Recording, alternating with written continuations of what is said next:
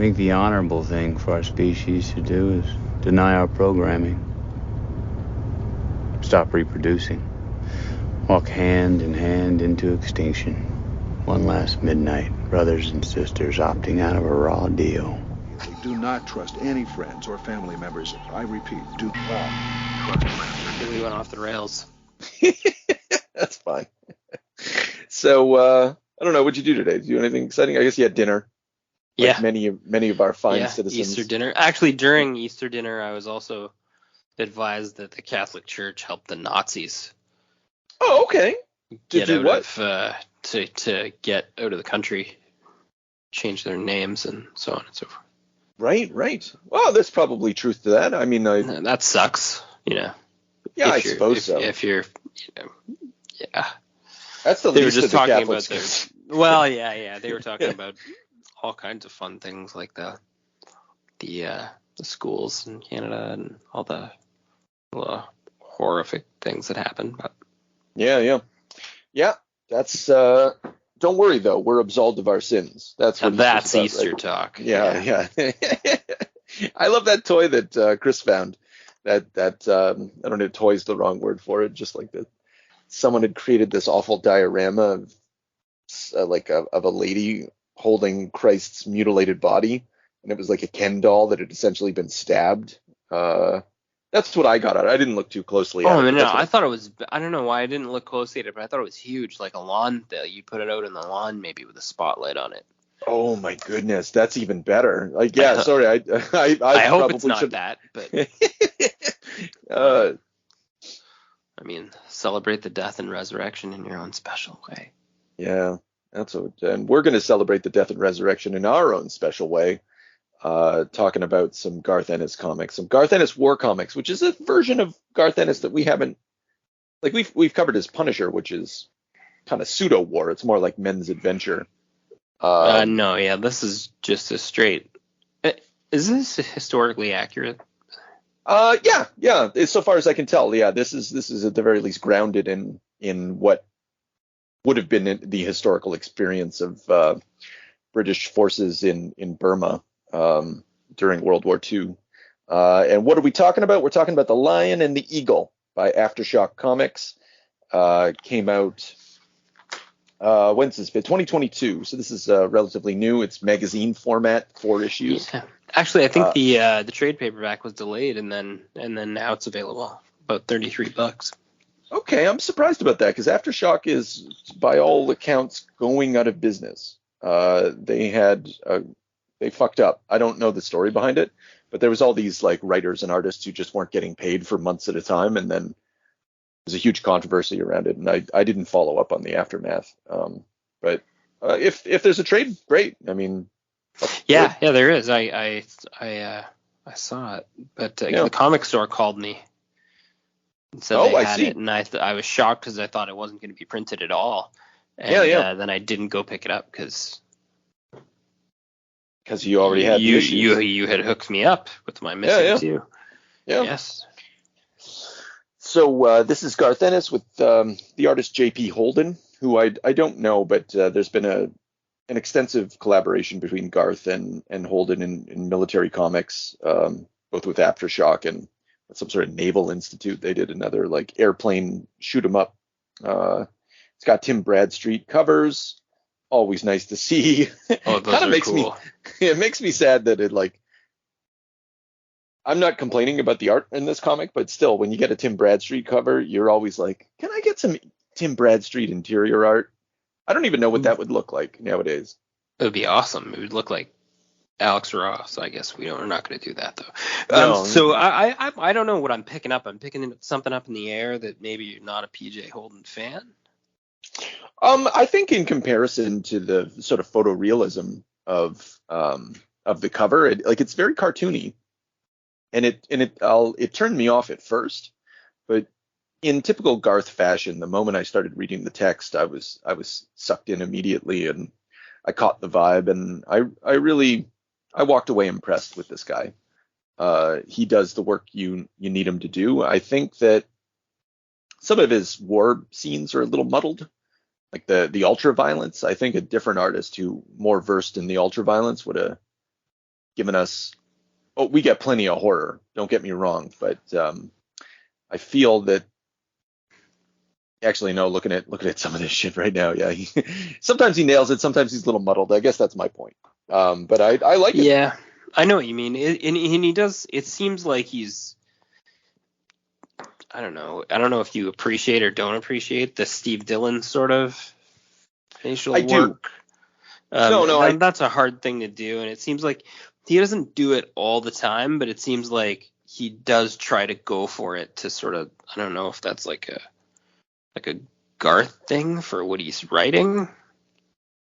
I think so. Well, it is a Garth thing. Like as historically accurate as this is, or as historically accurate as the context is, like you still get Garth Ennis moments like where that Gurkha is on top of that body of Japanese guys yelling bastards, bastards, come fight me. Yeah. Sure. And you're like, well, that probably didn't happen. Like there's but you don't really mind because it's a Garth Ennis comic and he's going to have some fun. He's going to tell a story. He's going to lionize the things that he wants to lionize or mythologize. Like I can't, and I guess we'll get to some of that later. I think this book, because I don't know enough about the subject, it just more raises questions for me that in the future I'd like to answer for myself, which is that's a good book. Reading Neil Gaiman for as much as we have, I love Garth more than ever now. Oh, this was refreshing as fuck after all that, Neil. Yeah. I'm like, oh my goodness, I'm just tickled pink through the whole goddamn thing, and I'm like, the dialogue's great, the situations are intense, the issues being raised are profound. The characters, I think I already said the characters are interesting. And then at the end of it, I wanted, I was excited to look into stuff. Like I realized almost throughout the entire Sandman thing, I've barely did any research. I barely did anything like I did with the Invisibles podcast. Like I'm not motivated at all. Why should you be? Well, I think I don't know. Anyway, this is not about that. This is about Garth. But I just walked away like extra impressed and happy to come back to one of the masters. Yeah, this is something. I got a good Gurkha story for you. Oh, okay. All right. Let's do it. This is a secondhand World War II story from my grandpa. Apparently, tell people what did your grandpa do? I don't know. He was in World War II, so he trained unarmed combat, I think, and that my other grandpa was an engineer for disarming traps and bombs and probably helping set them. Right. Also, but yeah, I guess they did some stuff in Sicily and Italy. And he met Gurkhas, and he said they would not, when you were fighting and you got back, you didn't steal Nazi jackboots. Even if they were your size or your boots were mangled, you just continue to wear your shitty old boots. Because I guess if you fell asleep in the trenches, Gurkhas would crawl through and feel your boots just slightly and then just slit your throat. If you were, so they and then they actually, Garth touched on some of that they were gone all night in the middle of the night. They'd go and they'd sneak through the woods and go into the trenches. Yeah. Fucking kill a handful of guys and then come back. Yeah, that's yeah. I don't know. Yeah, there have it. I don't know. I don't know. It's a story from a story. Yeah. It's a hearsay story. I'm taking it. Yeah, no, it's if nothing else, it speaks to these. So the Gurkha units were, according to Wikipedia, composed of Nepali or Nepali-speaking Indian people, and yeah, they were kind of like a special forces group within a group. One of the things I liked about this comic was, I think I've already touched on, is like how much it taught me that I didn't know or didn't think about, like this idea that and what opens up with it right away. It's like the first lines of the book are like the British guy, what's his nose, Crosby, Lieutenant Colonel Crosby. He's talking with a guy from one of Shanghai Chek's soldiers with Stillwell. Anyway, just like a Chinese officer. And the first lines are like, so the Indian Army is the British Army, and then they go into that a little bit, like this idea that of the empire and who the soldiers were and who got employed or deployed, and the complexities of that in a world war, not just in a world war, but I mean just in general. Yeah, it's true that was that was old, like, whatever, I guess, British contracts that weirdly got held up, I guess, because that would be similar to the Hong Kong thing, correct? It was like it's under British rule, right? For however long. Yeah, exactly. I mean, well, because like at that time, India is part of the empire, and so they don't. It's weird, like the disconnect that the Lieutenant Colonel Crosby is grappling with is like he thinks of India as British, but what the war is revealing to him at the very least is that the sort of sins of empire, the fact that like maybe the Indian people and the other colonized countries under the British Empire, maybe they don't actually want to be colonized, like maybe they're just following through with old habits, or things are going to fall apart after the war. Like there's a fatalism to all of this. Like they're engaging in this war, and they're useless. They're a sideshow. So this Burmese force is like these special forces units, the Chindits. They were sent behind Japanese lines in Burma in order to disrupt their communications and supply chains. Yeah, and then like try to open up a road so that way they could get supplies to Chinese nationalists who are holding off the Japanese forces. So this is just like a rear action that ends up accomplishing nothing, and just leads to the deaths of hundreds of men, to say the least. And it's kind of like a forgotten. It was certainly not known to me. I mean, I'm no expert. But it was just useless, and it's worse, and it's useless in a really especially difficult way because the empire is going to fall apart. Like they're supporting something that and that's exactly what happens after the war. There's partitions, and India's breaks away from the British Empire and then breaks up into Pakistan and India and so on and so forth, and the world's about to change, and like the British, through Lieutenant Colonel Crosby, is just kind of coming to grips with that, and with the concept of privilege as well. It's a very modern book in that regard, and it feels very strange in comparison to something like Preacher, where it's all Western, and it's all. I don't think there's really much of a moral lesson to learn other than don't hit women. And be true to your friend. Like that's really it. Don't be a bastard. And this is about something that's more of the moment for Garth. Like it's woke Garth. To the best he's gonna ever be. Yeah, it was. It's true. It just sort of like he just sort of shows. Well, this story too, and this particular war and these groupings of troops or whatever sort of show like really sort of diverse differences for parts of the world, but seems to still plunk the British white man right in the middle, and have them be, like you say, like the most entitled and privileged and confused about the fact that this is all even going on. Yeah. So we haven't said anything about so what did you like this book? This was excellent. Yeah.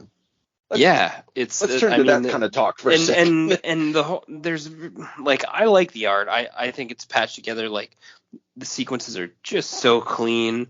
When you ask this guy to get deep into a frame or panel or vehicles or horror scenes, I mean, he's game.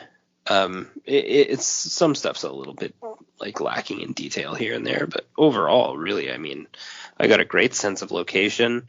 All the facial expressions are spot on. Little few too many like dread faces, like ooh, like I don't know, that's sort of a lot of. I read a review where like they're sweating more than a Daniel Close comic, which I thought was clever because I've just that's been funny. Yeah. Yeah, but you're right though. Like this is it's not first class cartooning, but it's absolutely competent. Like this guy's he's not letting the story down at all. No, and they that first book too builds a little bit of dread.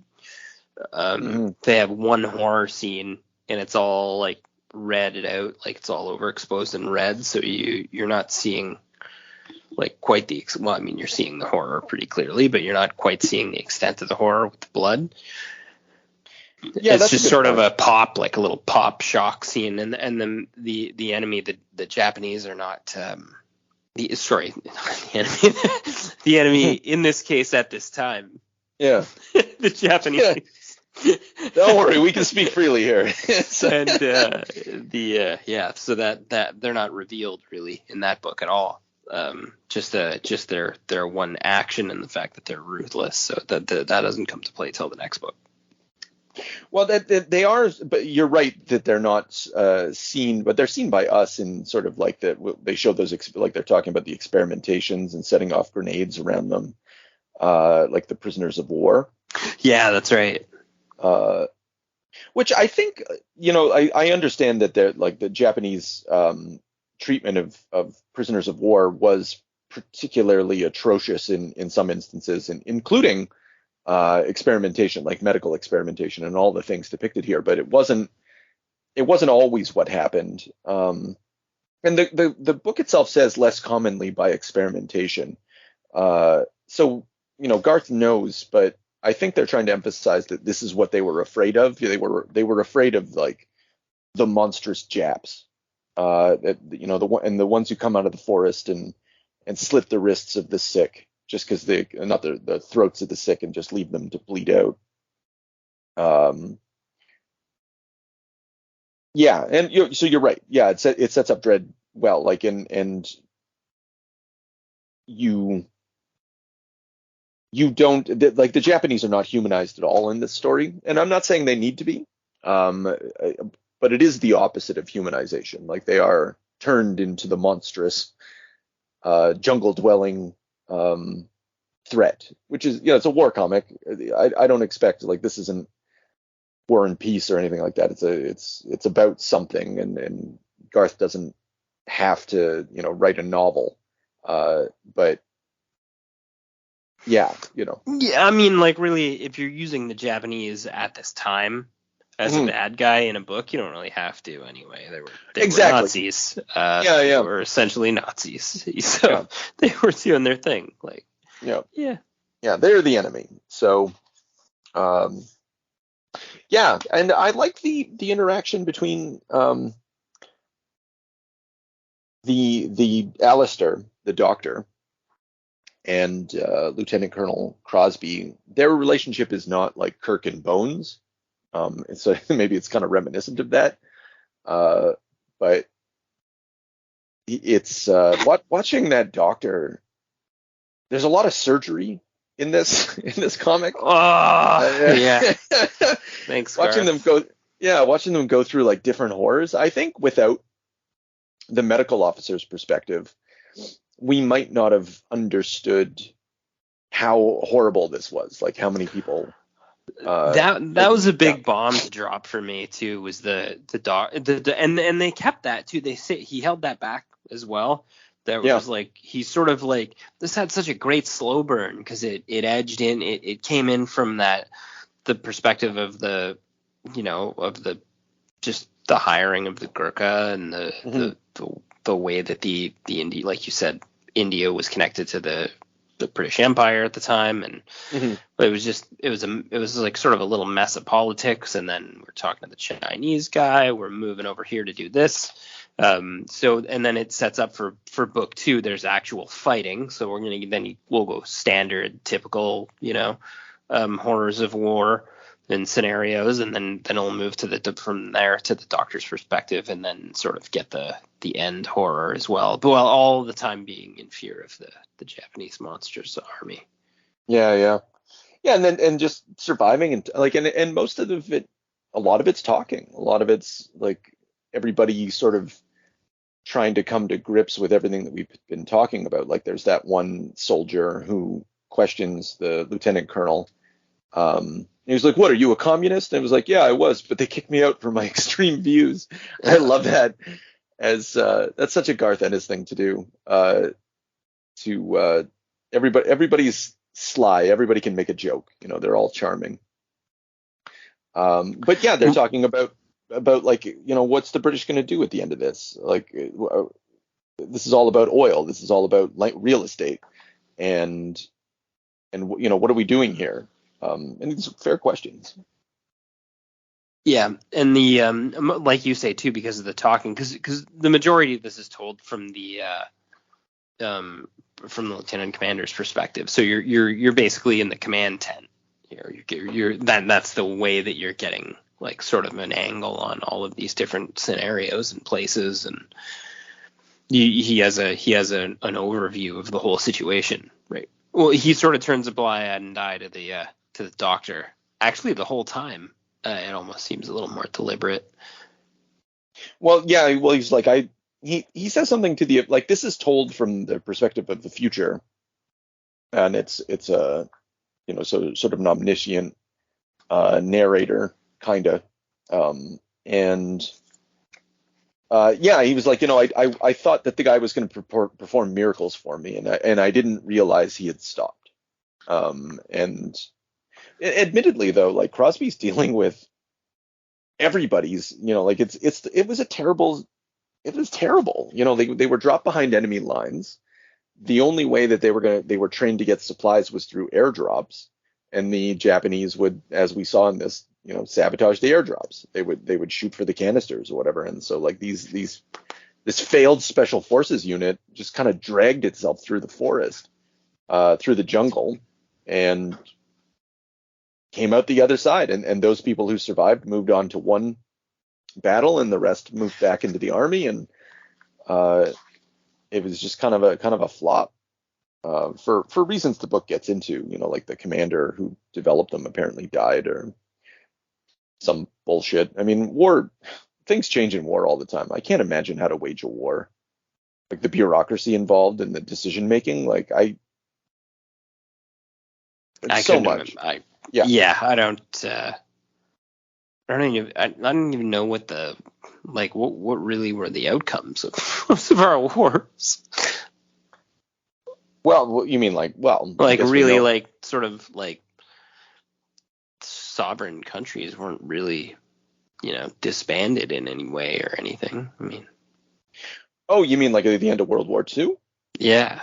Yeah. Well, if anything, more sovereign countries emerged afterwards through decolonization. But well, I mean, that's a different question on, like, what do you do afterwards? Like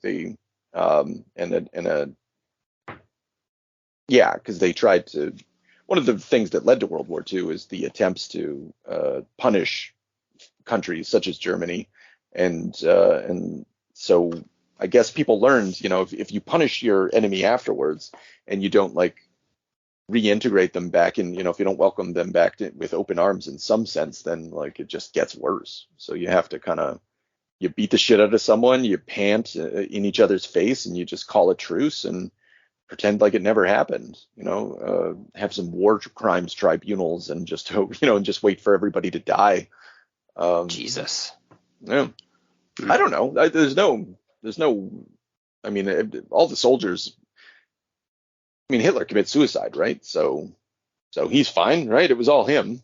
It certainly wasn't the German people. Well, there you go. Yeah. Anyway,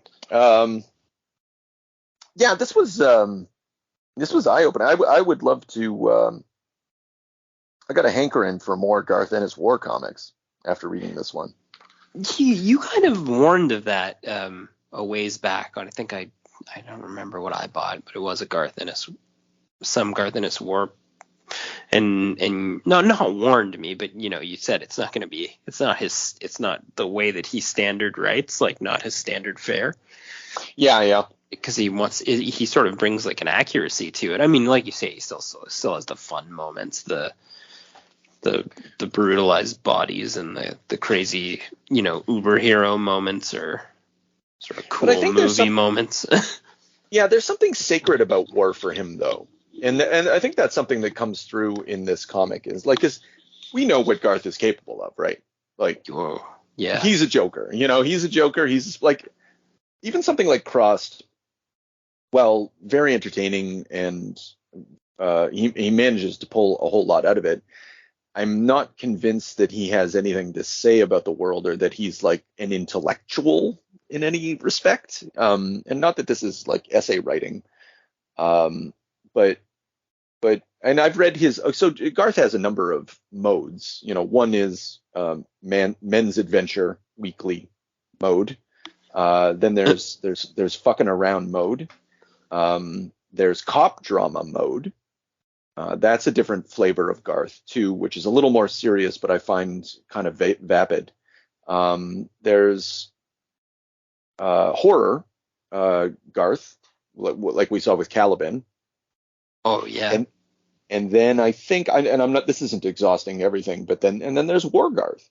I feel that, yeah, with like I already said, I think he views war. If he's going to do a war comic, it's like not only it's an opportunity for him to nerd out, but I think like for him the details need to be right for him, and that whereas in other books like he's less interested in the details. And more interested in the tale. Like Preacher didn't require this. It didn't require this kind of contextualization, and he never, it didn't require the location accuracy or places really or anything. Yeah. I mean, you just sort of do your own thing. And he's done fuck around war comics like The Adventures of the Light Brigade or whatever. Like he's Dastardly and Muttley. that's a war comic now that I think about it. So it's not always, like if he's doing war, it has to be such a way, but like he has a space within him for these stories, and it seems to be his most serious efforts.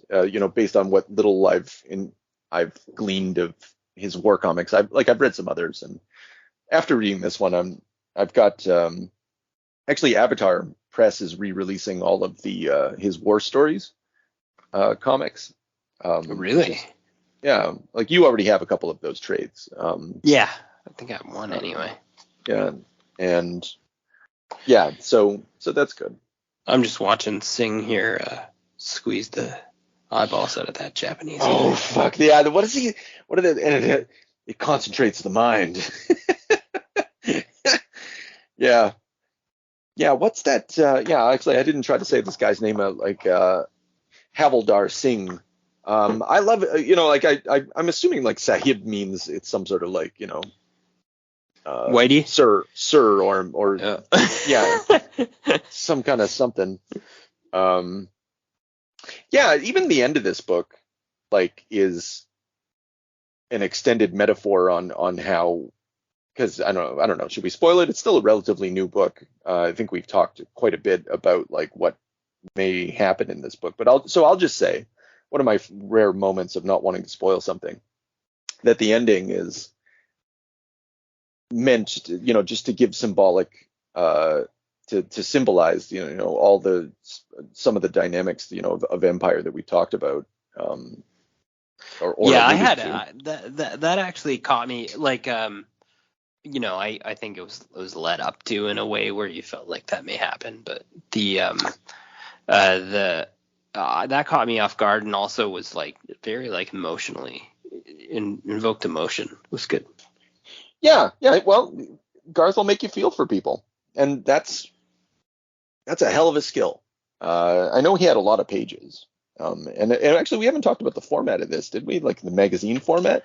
Yeah, I don't know if that's a good question. I wonder if the trade paperback keeps that format in large size. I wouldn't know that, but yeah, the issues are in like large format, so which is so great for war. Like, yeah, it's just so nice to get a page that big and a piece of art like that. I wish that all comics were this size. Like, if I'm going to spend so much money, just, kick it up a notch for me. Like let me see something.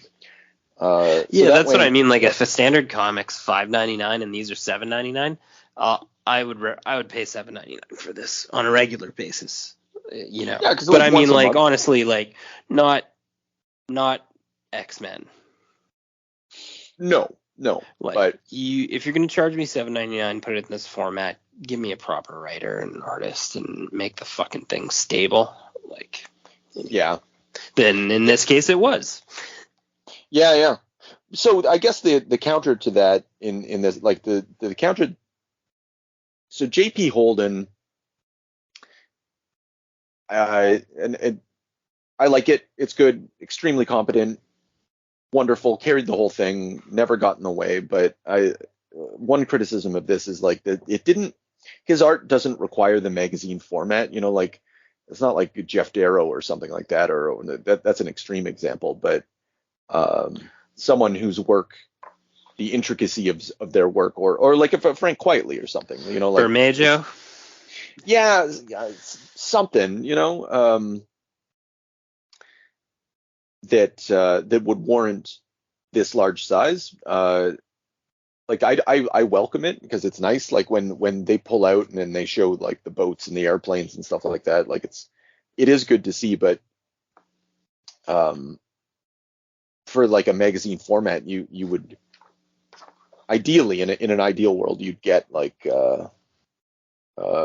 more intricate art, like a higher quality of artist, which is a backhanded swipe at PJ Holden, but I just don't, he's not one of the greats. It's right? true though. Like even I'm looking at a conversation between the commie guy and the lieutenant commander, and we're out in the dark.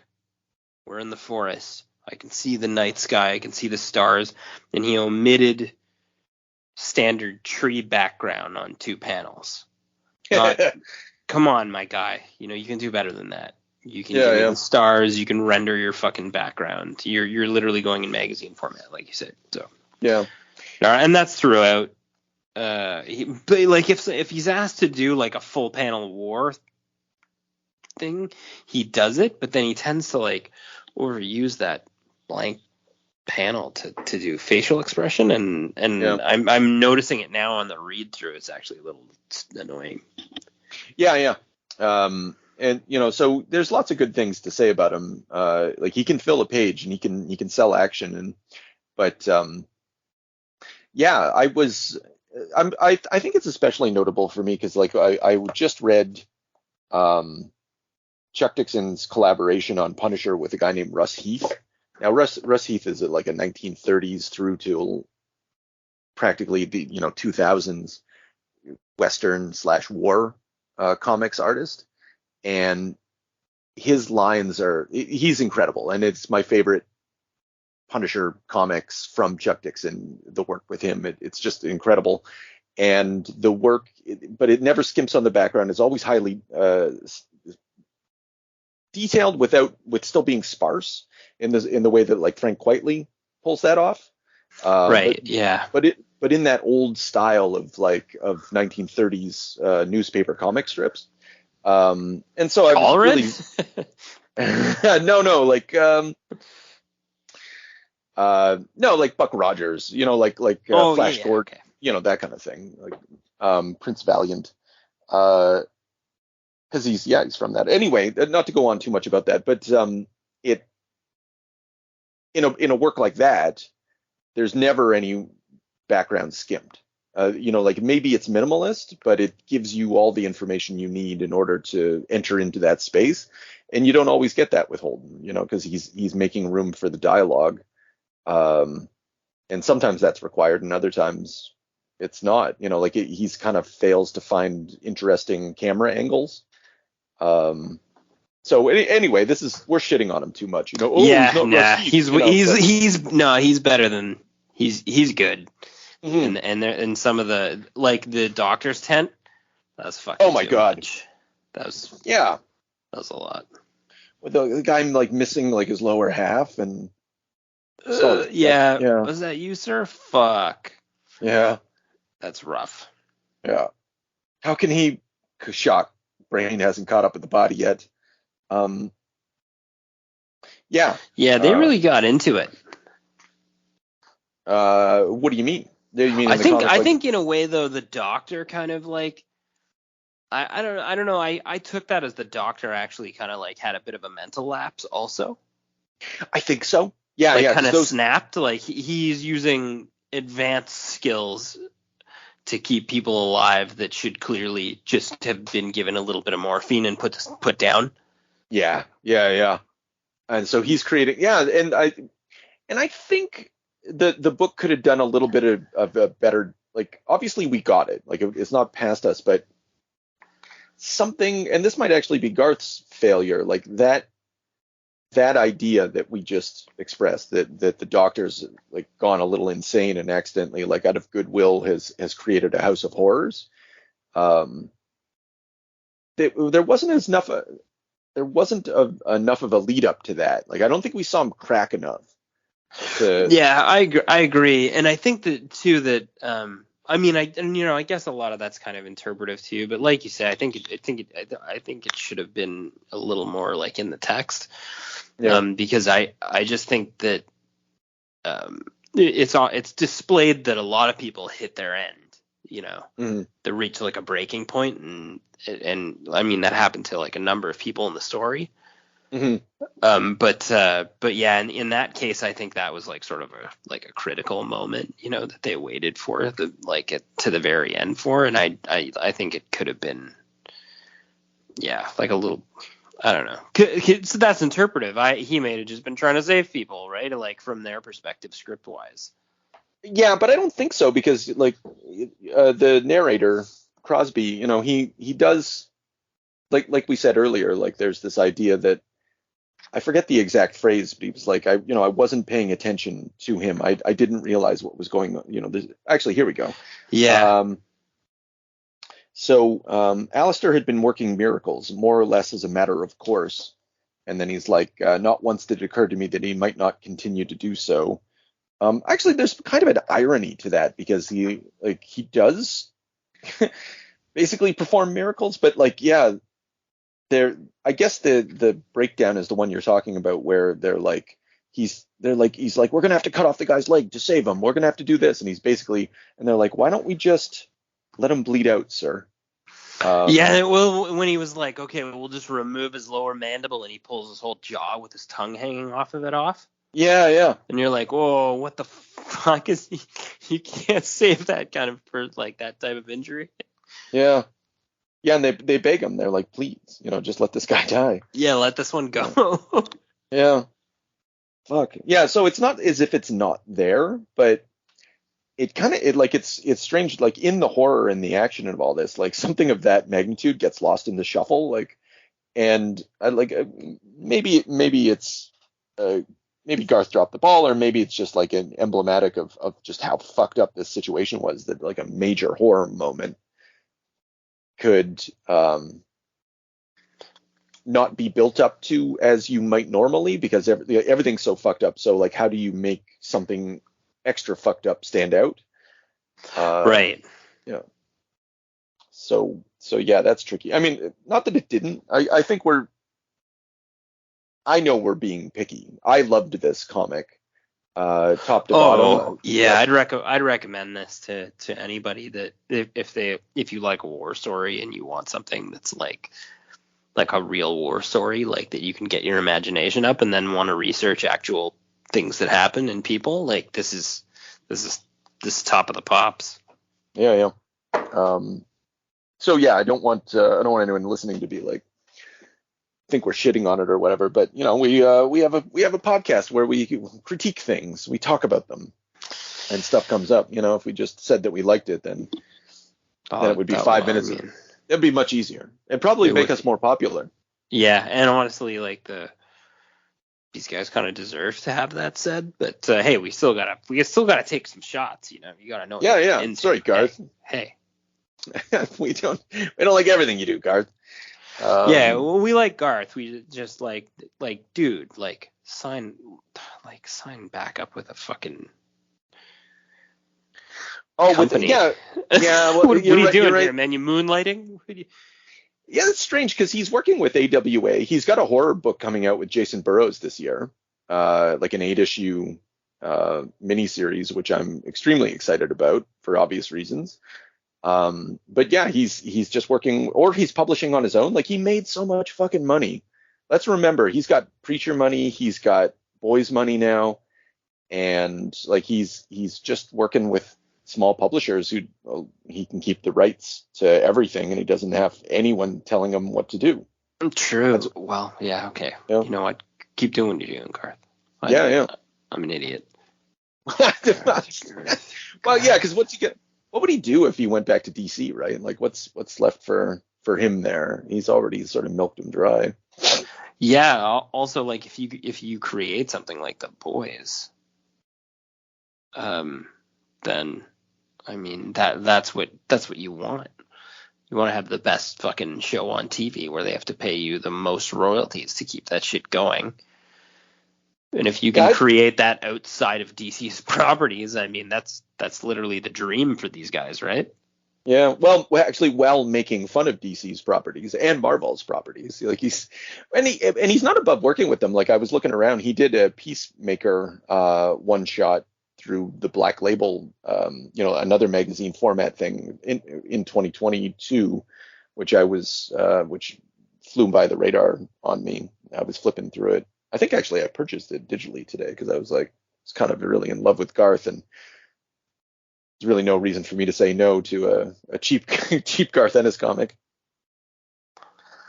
No, I'm just looking. Yeah, he's got a solid net worth. Oh yeah? What does the internet say his net worth is? 13 million, excuse me. Oh my goodness. So his net worth is higher than Jim Lee's. Yeah, I was just gonna say he's got that Jim Lee money. Shit. Mm-hmm. Well, that could be your Boys money from who knows. I think so. That's my understanding. Like, based on what a lot of the stuff I'm seeing Ennis doing lately, it's just he's just kind of doing whatever he wants, and you can only do whatever you want if you're independently wealthy. Dun dun dun. Yep. Yeah. So if you want to find out what an author who is independently wealthy wants to do in their spare time for some sort of pissant, barely relevant, about to go out of business publishing house, you can do no better than The Lion and the Eagle. Out now. Sales pitch of the century. But yeah, seriously, probably the best war comic we've read in whatever, maybe ever on this podcast. But. Well, yeah, there we go. Now we're letting. Now all we need is a little energon and a lot of luck.